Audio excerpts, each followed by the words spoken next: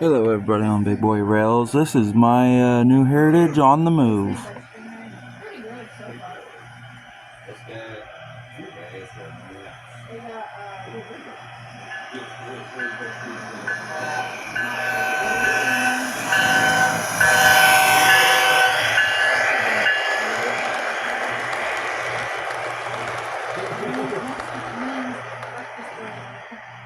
So you really go to the source, right? Someone just lifted up brand new, and I sent multiple offers, and they declined every single one. He said, "I'll do 170." I was like, and then he said, "No, but yeah, if you send me offer, I'll accept it in shorts." I'm like, I'm really late because this is what the I used to say when I bought when I had it.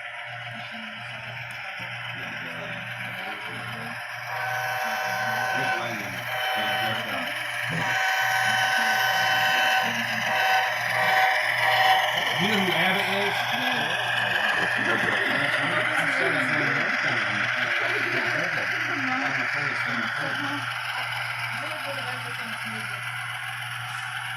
This is not what